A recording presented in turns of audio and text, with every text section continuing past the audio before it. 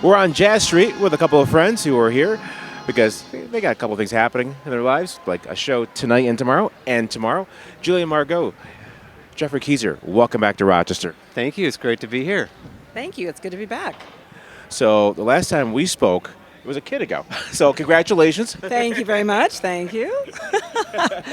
Yeah, that was a minute and a half, I think. Yeah. My goodness. Wow, I didn't realize it had been that long.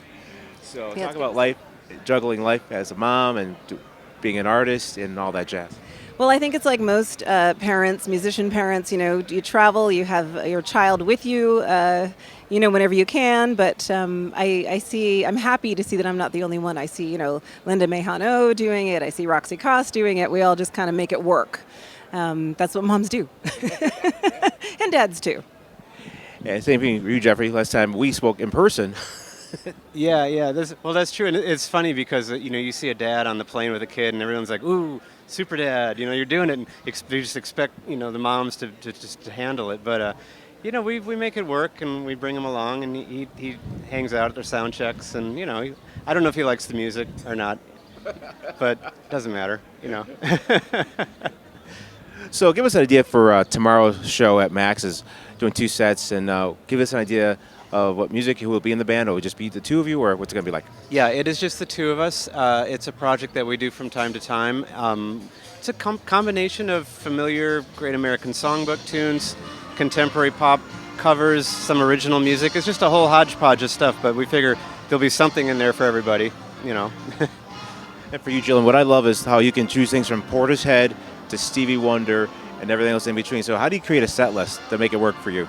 Honestly, I think a lot of the time it just comes down to what I feel like in the moment, and then I look at variety of creating kind of a shape for the show. So I know that for here, and we were just in Ottawa, Canada for the Jazz Festival there a couple days ago, and what we've been doing is like a little bit of Hermeto Pascoal out of Brazil. We're doing some jazz standards. We're doing a little bit of Chick Corea, some Sam Jones, some original, Gillian, Margot, and Geoffrey Keezer stuff. But really, it just comes down to, I think, what works in the moment, how we feel, and again, like giving people a variety, Geoffrey, for you, talk about why it's important for people to start using the Great American Songbook post-1955, using the rock era, using the soul era, because a lot of folks are still reluctant to do that, but the music that we grew up with, those are our standards. Yeah, I think, if you talk about someone like Stevie Wonder, who is his own genre, really, he absolutely should be part of that Great American Songbook. In fact, I think that when you're born, I have this theory that they play, songs in the key of life, and if you don't respond to it as a baby, they put you in an incubator and sort of pipe that music in for a couple of weeks until they determine you're ready to enter the human race, there's a lot of great songs have been written since the 50s and 60s, and sometimes they're a little harder to find. You got to dig a little deeper, but they're there, and we like to find them and do them if they're worth doing. So. Geoffrey, I'd be remiss. We have Steve Davis coming in later this week. So talk about the legacy of Art Blakey for you and working in that world and being part of that universe. Yeah, it's interesting because Steve and I were both in the very last band that Art had in 1989 and 1990. So we just got the very tail end of it. But, one thing that my generation, it's sort of, unfortunately, some of the younger players, they don't have a chance to go and hear musicians like Art Blakey or Elvin Jones or Philly Joe or Jimmy Cobb or Roy Haynes or people like that so much live or Tony Williams and sit 5 feet from the drums and feel what that felt like.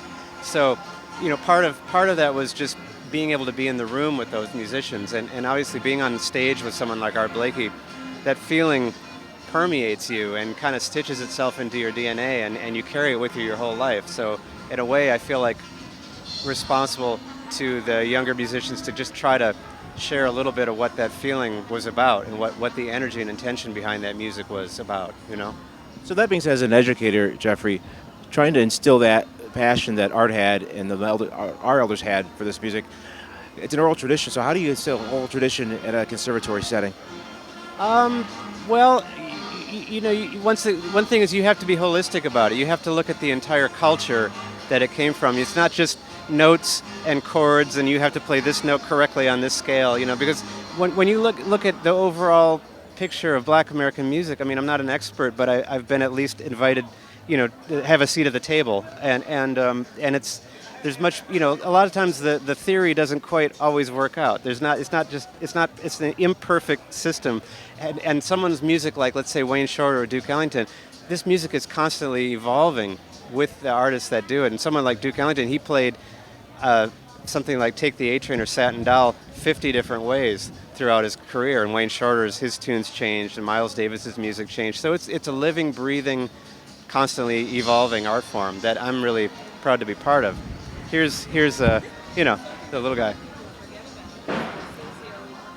Like sociocultural context of this music is extremely important, and I think that that's something that people sometimes forget. They think of jazz, existing in this bubble of a particular era that might be their favorite era of jazz. But as time goes on and times change and people's change, whatever's happening, artists always reflect that. That's our job. So certainly the great composers did that, and it's our job to kind of continue that tradition as much as possible.